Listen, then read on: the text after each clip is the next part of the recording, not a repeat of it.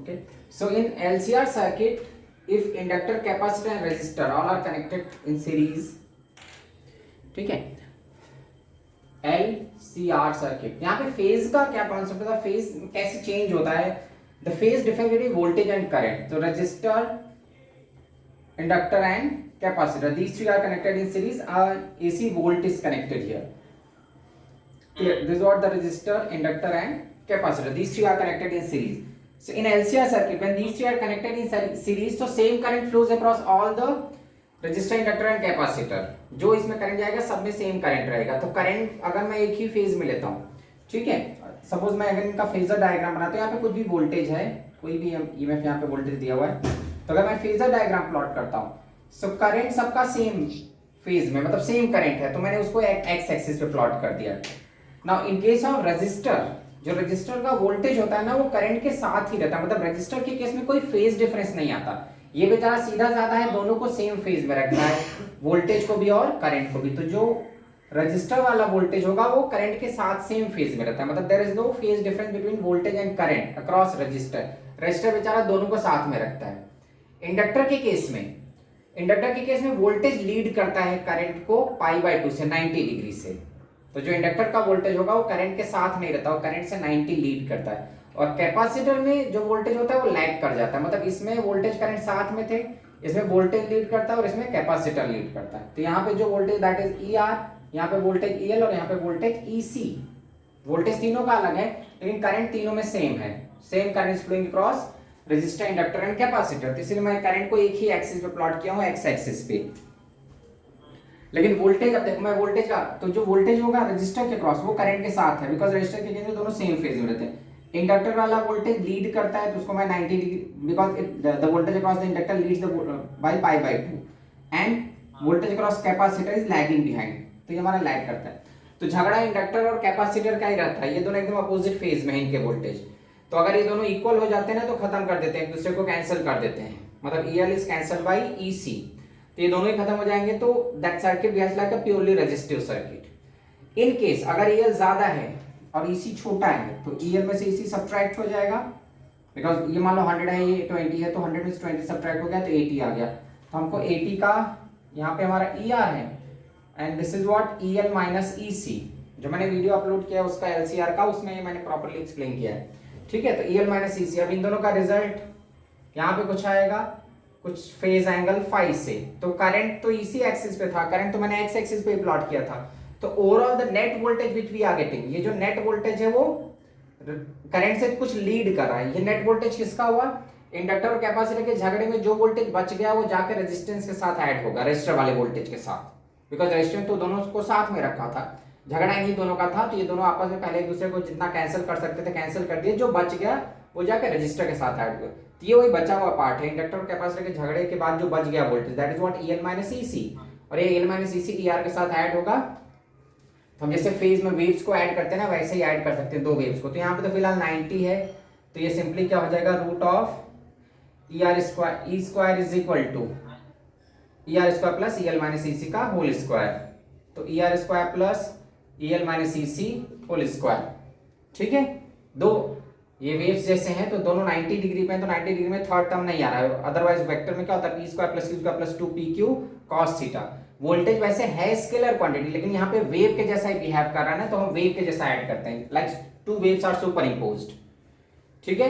तो two waves के superposition में जो एम्पलीट्यूड का एक्सप्रेशन होता है वो वेक्टर जैसा ही हम ऐड करते हैं. वैसे वोल्टेज है तो स्केलर क्वांटिटी, लेकिन इसका जो एडिशन हो रहा है वो वेव के जैसा हो रहा है, तो हम वेव के जैसा, like two how two waves are superimposed, so in the similar way में वी कैन ऐड. तो यहाँ पे फिर इन दोनों के बीच में 90 डिग्री है, तो थर्ड टर्म नहीं आ रहा है, कॉस वाला टर्म नहीं आ रहा है. P square is equal to what, ER square plus EL minus EC whole square.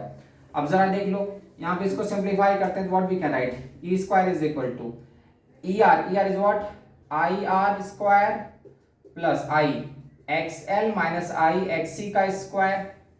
Current तीनों में सेम है, द रजिस्टर का रेजिस्टेंस R है, इंडक्टर का रेजिस्टेंस XL और कैपेसिटर का रेजिस्टेंस XC. अब यहाँ से I स्क्वायर कॉमन ले लो तो what we can write, E square is equal to I square R square plus XL minus XC का होल स्क्वायर. सिंपलीफाई करेंगे तो E इज इक्वल टू क्या आ जाएगा, I and this whole thing root में आ जाएगा, that R square plus XL minus XC का whole square, this is what Z impedance, तो E is equal to I into Z। तो अभी भी ये याद रखना आसान है, बहुत आसानी से याद हो जाता है, लेकिन क्वेश्चन में थोड़ा फेज का पकड़ना जरूरी होता है, ये इतना ही पढ़ने से हम फेज पकड़ नहीं पाते क्वेश्चन में। तो अभी हम क्वेश्चन सॉल्व करेंगे कि कैसे एग्जैक्टली फेज हम डिसाइड करेंगे, ठीक है। देखो मैं क्वेश्चन में समझाऊंगा तभी, क्योंकि ये फॉर्मूला याद रहता है सभी स्टूडेंट्स को, लेकिन वो फेज में पकड़ना, क्वेश्चन में पकड़ना थोड़ा डिफिकल्ट हो जाता है। अब देखते हैं, चलो पहले मान लो मैं फर्स्ट क्वेश्चन लेता हूं। यहाँ पे हमारे पास एक रजिस्टर LCR सर्किट CN मतलब और इंडक्टर, ठीक है, it is connected with voltage. अब इसका रेजिस्टेंस मान लो 2 है, इसका 4 है और इसका 2 है, ठीक है। रेजिस्टेंस दिए हुए हैं 2 ओम 4 ओम एंड 2। मैं सिंपल एग्जांपल लिया, यहाँ पे मैं V इज इक्वल टू ले रहा हूं या E is equal to 2 sine omega t, ऐसा लिया है मैंने। अभी मुझे तीनों के लिए करंट फाइंड करना है, करंट का एग्जैक्टली क्या फेज होगा, और फिर तीनों के क्रॉस वोल्टेज का एक्सप्रेशन अलग अलग लिखना है। मतलब ये तो मैंने यहाँ पे वोल्टेज दिया हुआ है, this is the given question, resistance दिया है तीनों का, वोल्टेज का expression is given, how voltage is variable that AC voltage is given. Now I have to find the current. इनमें करंट का तो झंझट नहीं, करंट तीनों का अलग नहीं निकालना है, करंट तो तीनों में सेम रहेगा, तो करंट का तो एक ही एक्सप्रेशन आएगा, लेकिन तीनों का वोल्टेज अलग अलग आएगा। तो मैं तीनों के लिए करंट और तीनों के लिए वोल्टेज, मतलब रजिस्टर कैपेसिटर और इंडक्टर के लिए करंट भी निकालने वाला और वोल्टेज भी निकालने वाला। तो करंट में झमेला नहीं, करंट एक ही है तीनों में, जो करंट रजिस्टर में वही सेम इंडक्टर सेम कैपेसिटर में, क्लियर। तो करंट के लिए पहले वोल्टेज हमारे पास, तो पहले Z निकाल लो। यहाँ पे वोल्टेज क्या आएगा ER, यहाँ पे EC और यहाँ पे EL। तो Z इज इक्वल टू क्या आएगा, root of R square plus XL minus XC का होल स्क्वायर। यहां तक स्टूडेंट बहुत आराम से कर सकते हैं, बिकॉज Z का फॉर्मूला सबको याद रहता है। तो 4 plus XL minus XC that is 2 minus 2, वो भी 4 ही आएगा, ठीक है। तो कितना आ जाएगा 2 root 2, this is what Z। अब Z हमारे पास E है, तो I इज इक्वल टू क्या हो जाएगा, I not is equal to E not by Z। I not बहुत आसानी से मिल जाता है, the amplitude of the current, जो करंट है उसका एम्पलीट्यूड, यहां तक भी आसानी से कर सकते हैं। तो कितना हो जाएगा 2 divide by 2 root 2 that is 1 upon root 2, clear. लेकिन जब हम करंट का एक्सप्रेशन लिखने जाएंगे तो करंट को डायरेक्टली ऐसा नहीं लिख सकते I is equal to 1 by root 2, हमको प्रॉपर एक इक्वेशन वेव फॉर्म में लिखना पड़ेगा। तो वेव फॉर्म में तुम तभी लिख पाओगे जब तुमको फेज का पूरा आइडिया होगा, ठीक है। तो फेज का आइडिया निकालने के लिए हम क्या करते हैं, वोल्टेज का फेज देखेंगे। तो देखो जो रजिस्टर वाला वोल्टेज होगा, रजिस्टर वाला वोल्टेज कितना होगा, करंट कितना आ रहा है, अपना करंट का मैग्नीट्यूड कितना आ रहा है, मतलब ऐसे भी देख लो, ये हमारा इधर रेजिस्टेंस होगा IR, इधर क्या होगा IXL और इधर क्या होगा IXC, ठीक है। ज्यादा वोल्टेज किस पे आएगा, जरा ऑब्जर्व करो, कैपेसिटर पे या इंडक्टर पे, करंट दोनों में सेम है, तो I clear across the capacitor ज्यादा आएगा, ठीक है। तो यहाँ पे क्या हो जाएगा IXC माइनस IXL, नीचे आएगा, ये पूरा ऊपर वाले को कैंसिल कर देगा। तो जो नेट वोल्टेज आएगा, नेट वोल्टेज इधर किधर आने वाला है E, वो कुछ फाई से लैग करेगा, clear. So net voltage is lagging behind by phi. अब tan फाई ले लो, तो tan phi is equal to क्या हो जाएगा, adjacent opposite upon adjacent, opposite कितना होगा, अब ये देखो I मतलब XC minus XL divide by R, ठीक है, I तो कट जाएगा, XC minus XL divide by R, because ये अपोजिट अपॉन एडजेसेंट, तो अपोजिट क्या है IXC, I कट गया ऊपर नीचे, तो XL माइनस XC 2 बाई, तो ये आ जाएगा 1, मतलब फाई की वैल्यू कितनी आ गई, पाई बाई 4। तो जो फेज आ रहा है, फेज की what value we are getting pi by 4। अब मतलब पाई बाई 4 से वोल्टेज क्या कर रहा है, वोल्टेज लैग कर रहा है करंट से, करंट अपना इस एक्सिस पे है, ठीक है, वोल्टेज से नीचे जा रहा है। इसका मतलब जो ओवरऑल हमारा वोल्टेज है उससे करंट लीड कर रहा है, ठीक है। यहाँ पे देखो दिखा रहा क्या है कि voltage is lagging behind by, ये जो ग्राफ है उसमें वोल्टेज लैग कर रहा है कितने से, पाई बाई 4 से। तो अगर वोल्टेज पाई बाई 4 से लैग कर रहा है और वोल्टेज का इक्वेशन हमको मालूम है, तो हम करंट का इक्वेशन निकाल लेंगे। तो इसका मतलब अगर वोल्टेज लैग कर रहा है, इसका मतलब करंट लीड कर रहा है, क्लियर। तो current is leading by, current is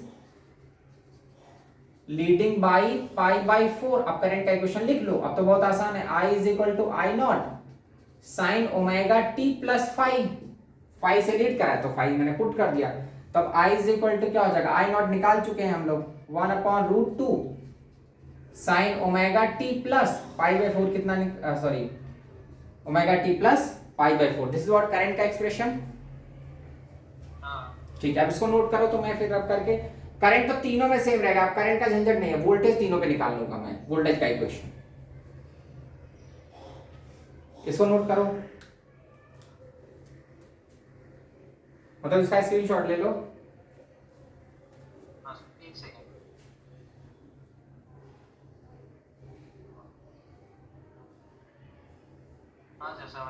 ठीक है, अब देखो हमारे पास जो नेट वोल्टेज था और नेट करंट का इक्वेशन है। अब हमको करंट का कोई झंझट नहीं, करंट तो सेम रहेगा अक्रॉस, ये जो करंट है ना ये सब में रहने वाला है, because all are in series, register capacitor and inductor are in series, सब में सेम है तो सब में सेम करंट जाएगा। झंझट किसका आएगा, वोल्टेज का, तीनों का वोल्टेज अलग अलग रहेगा।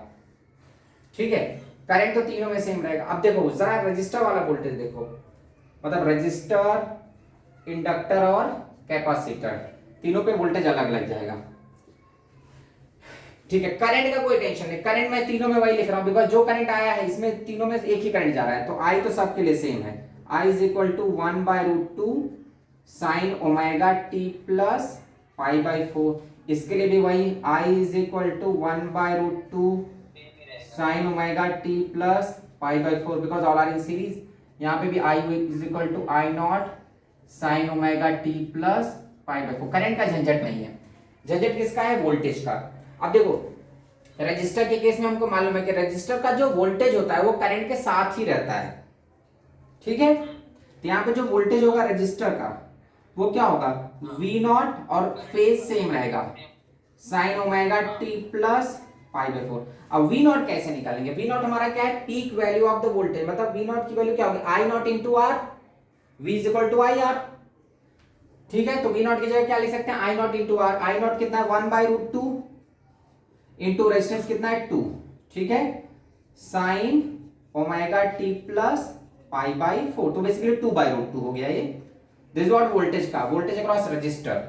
तो जो करंट है, जो फेज करंट का है वही फेज वोल्टेज का भी होगा अक्रॉस रजिस्टर। ठीक है, दोनों में कोई फेज डिफरेंस नहीं आएगा। ये हमारा करंट का एक्सप्रेशन आ गया और ये वोल्टेज का रजिस्टर पे। अब जरा इंडक्टर पे आओ। इंडक्टर में मैंने क्या होता है कि जो इंडक्टर में वोल्टेज होता है, ठीक है, इंडक्टर का वोल्टेज करंट को लीड करता है 90 डिग्री से। तो अब जो करंट का एक्सप्रेशन है तो वोल्टेज इसको लीड करेगा 90 से, तो जो VL होगा, ठीक है, VL क्या होगा, आई एक्सएल, मतलब आई नॉट इंटू एक्सएल, ये तो हमारा वी नॉट आ गया, इंटू जो फेज होगा, तो वोल्ट इंडक्टर वाला वोल्टेज 90 से लीड करता है करंट को, तो ये करंट का फेज है sign omega t plus pi by 4 plus और एक्स्ट्रा 90 से लीड कर गया, तो VL भी आ गया। VL आई नॉट हमको मालूम है कितना 1/√2, और एक्सएल कितना है 2, तो ये भी वही आएगा 2/√2 sign omega t plus pi by 2 plus pi by 4, तो ये आ जाएगा 3 पाई बाई 4। क्लियर, इसको भी नोट कर लो तो आगे मैं कैपेसिटर का निकालूं।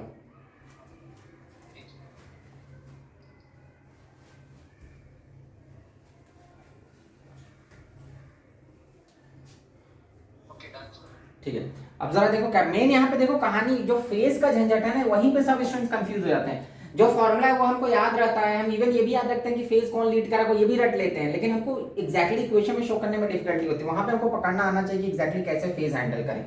अब यहाँ पे I is equal to I not sine omega t plus pi by 4। अब ये कैपेसिटर की कहानी, तो कैपेसिटर में हमको मालूम है कि जो नेट करंट होगा कैपेसिटर में वोल्टेज करंट से लैग करता है। ठीक है, तो VC इज इक्वल टू क्या होगा, वही I naught into X C sine omega t, हाँ माइनस पाई बाई 2, तो sine omega t plus pi by 4 minus pi by 2, तो VC इज इक्वल टू क्या होगा, 4 XC की वैल्यू 4 है तो 4/√2 sign omega t minus pi by 4। This is what voltage का expression across capacitor. Note कर इसको।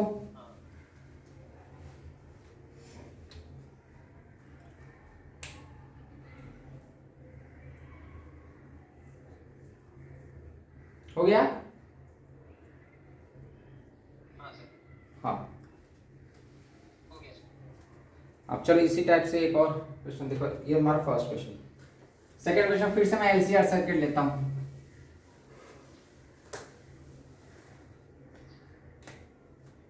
सेकंड फिर से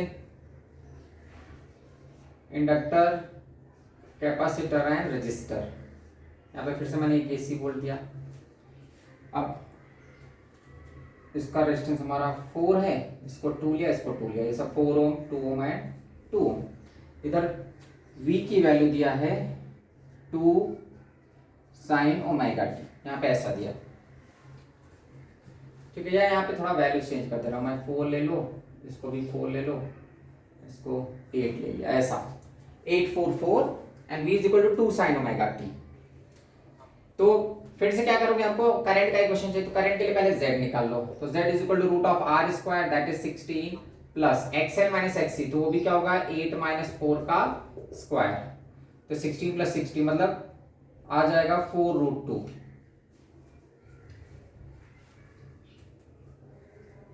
क्लियर? यहां पे क्या होगा 8 माइनस 4, 4 का स्क्वायर 16, 16 प्लस 16 32, तो 4 रूट 2। Z आ गया 4 रूट 2। अब I नॉट निकाल लो, the maximum value of the current. I not is what, V naught divide by Z, तो कितना है 2 डिवाइड बाय 4 रूट 2। ठीक है, और यहाँ पे 2 डिवाइड बाई 4 रूट 2, तो ये आ जाएगा हमारा, हाँ तो यहाँ पे ठीक है, तो यहाँ पे कितने आ जाएगी रूट 2 बाई 4, रूट 2 बाई 4। ठीक है, 1/2 रूट 2 भी लिख सकते हैं, 1/2 रूट 2। ठीक है, अपना करंट का आ गया। अब करंट की इक्वेशन लिखने के लिए हमको क्या चाहिए, उसका फेज भी निकालना पड़ेगा, फेज का भी झंझट है। तो फेज निकालने के लिए फिर से वही जाएंगे। यहाँ पे हमारा क्या होगा IR, इधर क्या होगा IXL और इधर क्या होगा IXC। So in this case जो इंडक्टर पे वोल्टेज है वो ज्यादा है, कैपेसिटर पे डबल होगा, तो ओवरऑल हमारा जो वोल्टेज निकल के आएगा वो इधर आएगा, नेट वोल्टेज वो 5 से लीड करेगा। बिकॉज यहाँ पे देखो इंडक्टर का रेजिस्टेंस ज्यादा है ना, तो यहाँ पे जो वोल्टेज डेवलप होगा that is greater than the voltage develop across capacitor. तो ये हमारा ई नेट आ गया, ई नेट क्या कर रहा है, लीड कर रहा है कुछ 5 एंगल से। अब इसको निकालेंगे कैसे, फिर से tan phi वाला फॉर्मूला। तो tan phi is what, XL minus XC divide by R। यहां से हमको फेज पकड़ लेंगे हम। tan phi XL कितना है 8 माइनस 4 डिवाइड बाय 4, ये भी 1 आ रहा है, मतलब phi की वैल्यू फिर से कितनी आ गई पाई बाई 4। क्लियर? तो अब करंट का एक्सप्रेशन लिख लो। तो करंट हमारा क्या होगा I is equal to I not. अब देखो जो वोल्टेज है, वोल्टेज ओवरऑल लीड कर रहा है करंट से, ठीक है, तो वोल्टेज का इक्वेशन हमको मालूम है, तो जो हमारा नेट करंट आएगा वो लैग करेगा पाई बाई 4 से, because overall the net voltage is leading. जो नेट वोल्टेज आ रहा है वो करंट से लीड कर रहा है, कितने से 45 पाई बाई 4 से। तो पाई बाई 4 से लीड करने के बाद ये है, मतलब जो करंट होगा वो पाई बाई 4 से लैग कर रहा है इस वोल्टेज से। What we can write, I is equal to I not sine omega t minus pi by 4।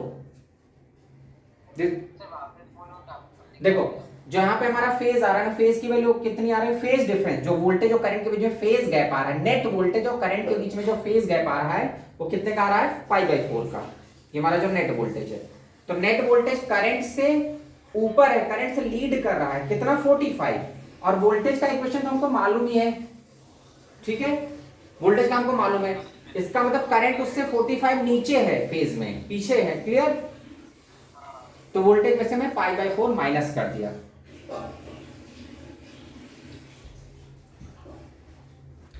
Clear? अब क्या हो जाएगा I is equal to I not क्या होगा E not by Z sine omega t minus pi by 4। ये मैं net current निकाल रहा हूं, और जो नेट करंट निकालूंगा वही तीनों में, because these three are in series, तो नेट करंट ही तीनों में जाएगा।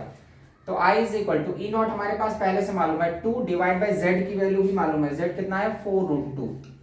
ठीक, वैसे भी यार I नॉट तो निकाला हुआ है, कोई टेंशन नहीं, ये तो है 1/2 root 2 sine omega t minus pi by 4। ठीक है, इसको नोट करो। अभी ये हमारा वोल्टेज करंट दोनों का आ गया। तो ये करंट का झंझट नहीं, यही करंट तीनों में फ्लो करेगा, इंडक्टर, कैपेसिटर, रजिस्टर, तीनों का वोल्टेज हमको फिर से देखना पड़ेगा, निकालना पड़ेगा। करंट तो तीनों में सेम है because all are in series.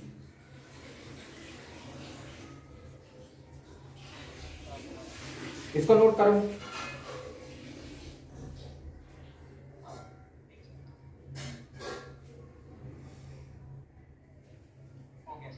हाँ, अब देखो तीनों का मैं करंट तो तीनों में सेम चलेगा, लेकिन वोल्टेज तीनों का अलग अलग रहेगा। करंट क्यों सेम है? Because all are in series. तो सेम करंट जाएगा रजिस्टर पे भी, इंडक्टर पे भी और कैपेसिटर। तो करंट का झंझट नहीं। देखते हैं रजिस्टर, इंडक्टर और कैपेसिटर पर करंट तो सेम लिखूंगा मैं, सब में एक ही करंट है because all are in series. तो I इज इक्वल टू वही same 1/2 √2 sine omega t minus π/4। इसमें भी वही current I is equal to 1/2 √2 sine omega t minus π/4। इसमें भी same I is equal to 1/2 √2 sine omega t minus π/4। Current की कहानी सब में सेम, वोल्टेज की कहानी अलग अलग होगी। अब चलो रजिस्टर से स्टार्ट करते हैं। रजिस्टर बेचारा क्या करता है? करंट और वोल्टेज को सेम रखता है, सेम फेज में। मतलब रजिस्टर बेचारे का वोल्टेज और करंट एक ही जैसा है, तो इसका वोल्टेज भी वैसा ही रहेगा। तो वी आर क्या होगा? आई नॉट आर, फेज वही रहेगा, साइन ओमेगा टी माइनस π/4। अब आई नॉट इंटू आर कर दो। आई नॉट कितना है? 1/2 √2 इंटू आर कितना है? 4। तो क्या होगा? 2/√2 आ जाएगा। यहां पे डिवाइड कर दो, sine omega t minus π/4। This is what V R, voltage across resistor. Inductor पे देखो, इंडक्टर का वोल्टेज क्या करता है? करंट को लीड करता है π/2 से। मतलब करंट के साथ इंडक्टर का वोल्टेज नहीं रहता, वो 90 एक्स्ट्रा एंगल पे रहता है, तो इसमें 90 और ऐड कर दो। तो VL, VL क्या होगा? I into X L. तो एक्सएल कितना है? 8 divide by 2 √2 sine omega t minus π/4। ये तो है करंट का, प्लस π/2 बिकॉज वोल्टेज होता है वो π/2 एक्स्ट्रा फेज में रहता है इंडक्टर करंट से। करंट के साथ नहीं जाता इंडक्टर का वोल्टेज, 90 लीड करके रहता है। तो अब निकाल लो। तो VL कितना हो जाएगा? 4/2 √2 sine omega t plus sine omega t plus π/4। Clear? Third, यहां तक नोट करो।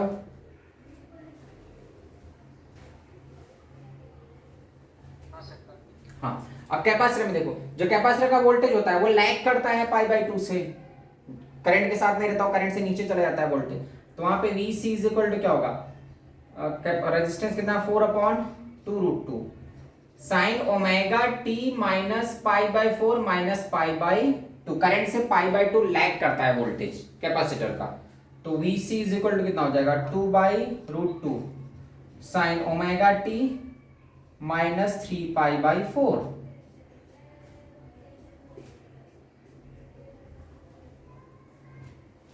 ठीक है, नोट करो इसको।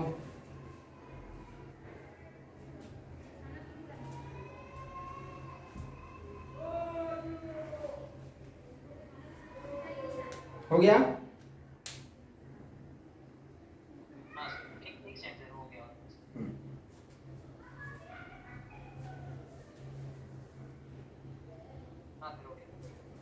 अब चलो एक इक्वेशन मैं ऐसा लूंगा जिसमें वोल्टेज एकदम से स्ट्रेट फॉरवर्ड नहीं है, वोल्टेज में भी थोड़ा सा झंझट रहे फेज का।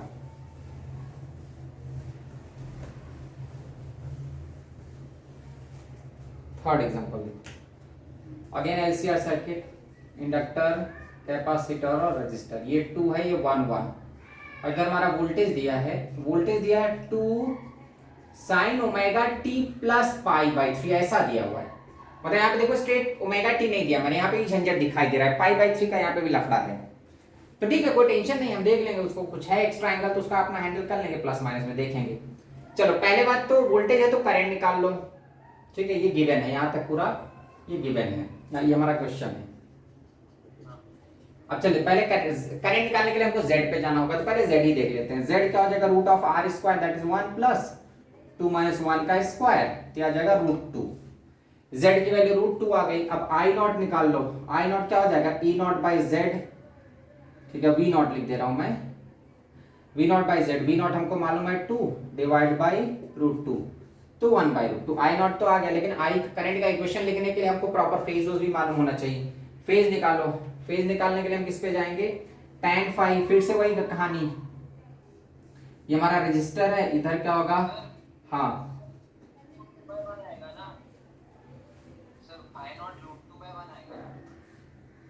आई naught is what, V naught by Z, तो वी नॉट कितना है 2, अच्छा सॉरी, हाँ हाँ √2 आएगा, ये केवल √2 रहेगा, ठीक है, तो √2 आएगा।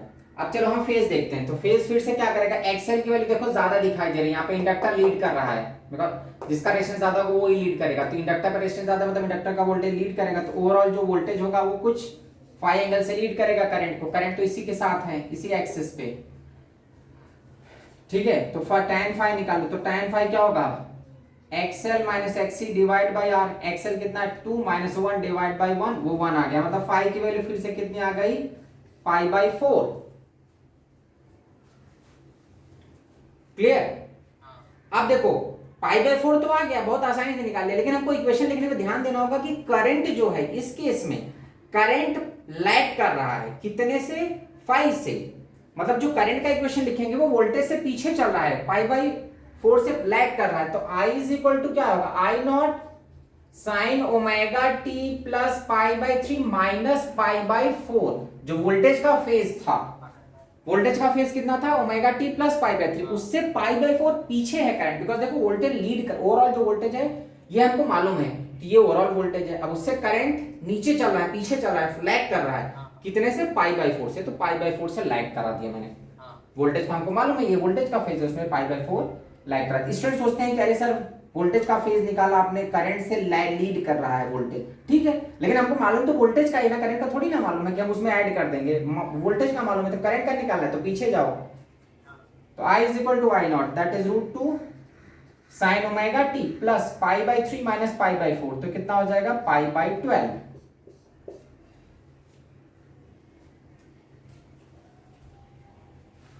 क्लियर, नोट करो इसको, कि हमारा करंट का एक्सप्रेशन आ गया, करंट आ गया I is equal to √2 sine omega t plus π/4, फिर से π/12, अब फिर से मैंने बताया कि करंट तो सब में सेम रहेगा, करंट का कुछ झंझट नहीं, झंझट किसका है, वोल्टेज का, तीनों में वोल्टेज अलग अलग जाएंगे, करंट तो तीनों सीरीज में तो सेम ही रहेगा।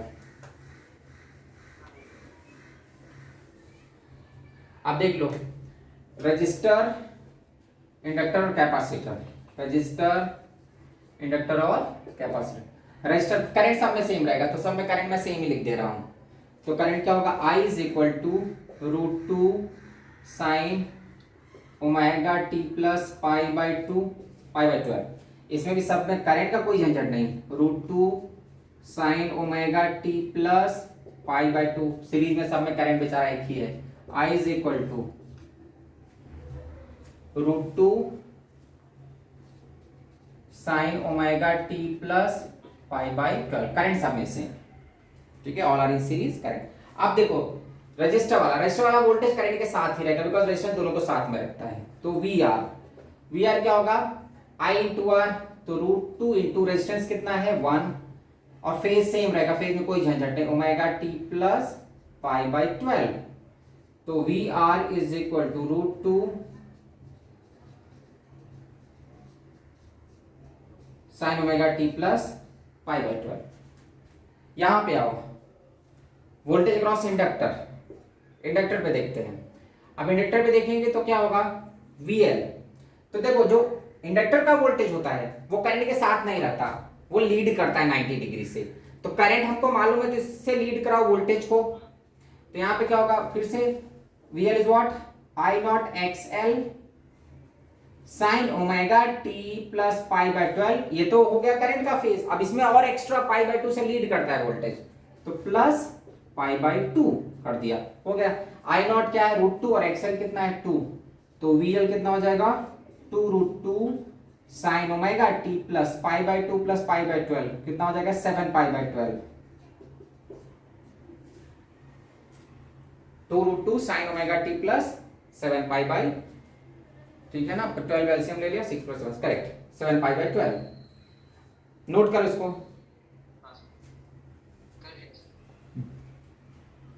अब वैसा ही हम निकाल सकते हैं जिसके लिए VC, तो VC क्या होगा फिर से I नॉट XC। अब देखो जो कैपेसिटर का वोल्टेज होगा, कैपेसिटर का वोल्टेज करंट के साथ नहीं रहता, करंट से नीचे जाता है 90 डिग्री, लैग करता है कैपेसिटर का वोल्टेज। तो क्या होगा I not XC sin omega t plus pi by 12 minus pi by 2।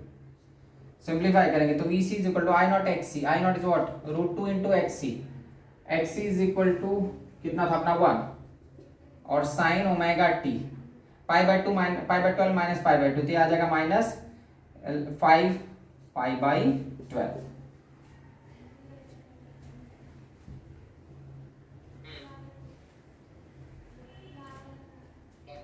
Clear? तो इस क्वेश्चन में देखो हमको दिया क्या था, एलसीआर सर्किट है, inductor, capacitor and resistor, voltage का इक्वेशन इज गिवन।